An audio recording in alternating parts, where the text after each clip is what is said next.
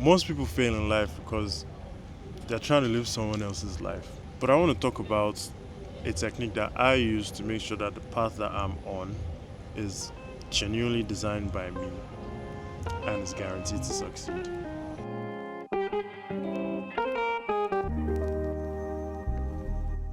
People try to measure up to metrics that most times aren't even real. We try to live other people's lives and we want all the positives and don't even consider the negative things that you might be going through. It's easy to forget that your only real competition is yourself. That's why you can only really benchmark with the things that you want for yourself.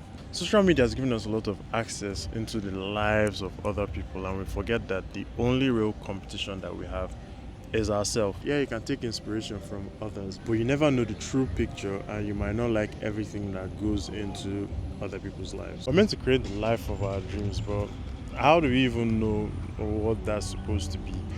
I think, and this is the technique that I use, so I think that it's easier to know what we want from our past experiences than to know it from the imagination of what we see other people doing in their lives. And Tony is feeling like a fresh guy here. Tony, say hi. So yeah, you start with what you don't want and you slowly build into what you actually want for your life, and then you create an action plan for how you're going to achieve that. And I learned this from Dan Cole's book, The Art of Focus, this one here. And he really encapsulates everything that I'm talking about here. Speaking of the action plan, I'm currently reading the 12-week year, and that book really goes into how to build an action plan once you're done with your vision. I'll be making a video on that, the whole action plan part, and I know you're not going to miss it. You know why? Because you're subscribed, aren't you? I'm trying to apply this in my life because as much as I know that there are things that I'm supposed to be grateful for, I know that there are other things that I'd really like to work on, things that I'd like to be different and give some attention. I know that probably applies to you too. So let's talk about how to apply this technique, and we'll start with an obvious one: your career.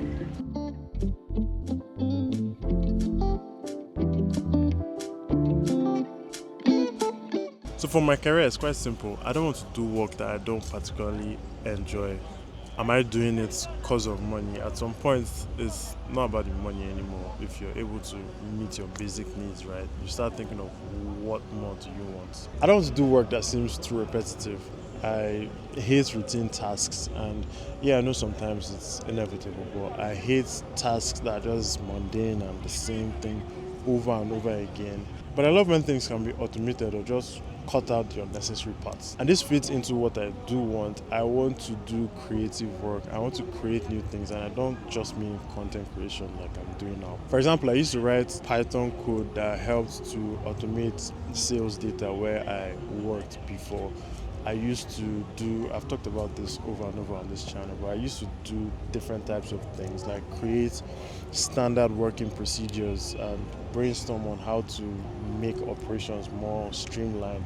That sounds creative to me, and business is creative, so I'm not saying don't do a 9 to 5. I'm currently doing a 9 to 5, but I just want to be able to make new things from my head. I love the gratification of bringing something from your head into reality. It's so great. That's why art is loved by so many people. You get to, the artist has something in his head, whether it's music, a painting, or even videos like this, has something in his head, and then he's able to use resources around him to create that thing in reality.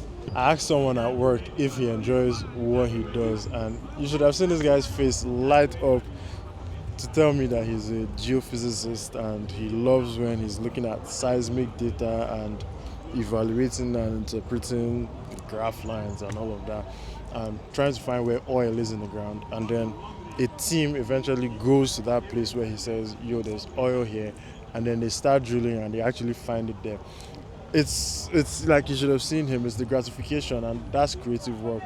That's having something in your mind, or you like postulate something and then you say, yo, this is what it's going to be, and it turns out to be real. That is satisfying work, and I totally respect that.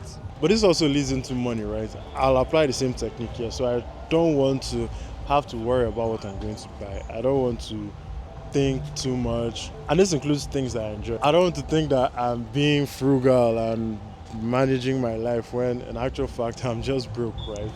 I don't want that. I want to be able to provide for the people around me. I want to have enough that giving to people that are around me makes them happy and makes me happy, and everyone is just good. I also don't want to be scared of inflation, and that's another deep one, especially if you're in Nigeria.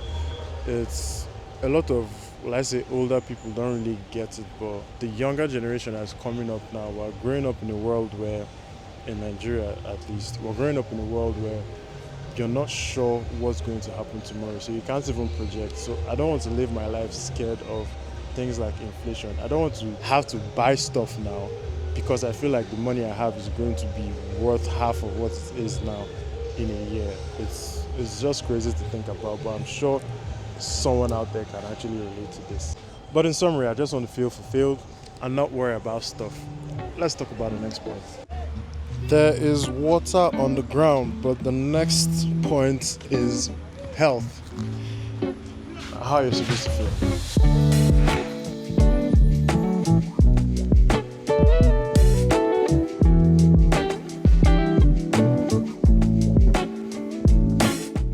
You've probably heard the saying, you have 1,000 problems or 1,000,000 problems until you're sick and then you have only one problem. That's why I feel like health might even be more important than the career stuff that we spoke about initially. But applying this technique to myself, I don't want to feel tired all the time. This is something that I've struggled with. I don't want to have inconsistent sleep patterns. And funny enough, I actually go to bed early, but I'm just not able to fall asleep fast. If there's any one of you struggling with this, please, and you found a solution, let me know in the comments, please. I need that and I'll be extremely grateful. There's other bits like exercise, going to the gym, eating healthy. For me, I'm actually unable to go to the gym. I haven't been able to keep that up because I'm always tired from work, and then because I'm not sleeping, I don't have enough energy to, I don't know, I'm making excuses, but that's it. I actually want to go to the gym and be consistent, and it's something that I'm really trying to work on while also trying to fix my sleep. Also, eating healthy. I always watch what I eat. I don't drink soda. Maybe once in a while I can have a bottle of soda once in like six weeks or something like that. But I drink mostly water. I try to get enough protein and don't eat too much processed foods or carbs. I don't take candy at all, but yeah. Bottom line is, don't be like me. Take care of your body. You only get one. Now let's talk about how we relate to people.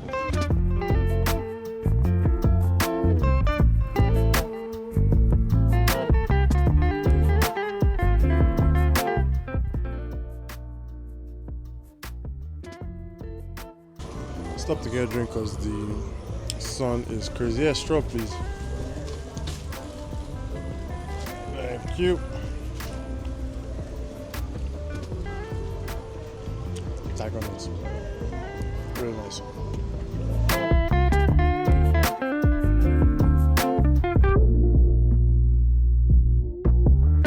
Speaking about relationship with people, we are like the average of the people we spend our time around with, right? So it's good to always consider that you need to spend your time with people that you like to emulate and be like. For me, I don't like to call myself an introvert, but I like to be by myself, and it's something I'm struggling with because I know that that's not the best, because most of the value that you want in life is actually in the hands of someone else. But if we're going to apply our technique here, for me it's really simple. I don't want to be selfish. I don't want to think of only myself, and honestly it's something I struggle with because I'm always about building the best value within yourself, like being the best that you can be and investing most of your time in yourself and growing. But then how does that really work if you're not contributing and investing into the people around you? I feel like a lot of times I've not done the best in this area, and it's something I'm really working on. I'm actively trying to be better to others, to show more empathy, to just show that I care. I do care, but sometimes it's just difficult to, or it's a challenge to express it. And this is something that I think I've gotten better with since I met Geo Baby. I know I promised to show you guys Geo Baby, but you have to stay tuned, and also you have to be subscribed. But yeah, she's really taught me. She's very expressive, and I'm trying to emulate that to something that I'm trying to copy and trying to imbibe. So remember back to taking inspiration from people and picking out the good parts that you want to add to your general vision and future for yourself. I took a self-assessment test to show like different areas on your life. Talked about only three here, but that one has up to 12. I'll put a link to that in the description. And if you're a fresh grad and you'd like to know how you should be acting and how to get your first job, that video will be on my face. And if you want to know how I manage my 9 to 5 as a YouTuber, that video will be on Toyin's face. And I'll see you in the next one. Bye.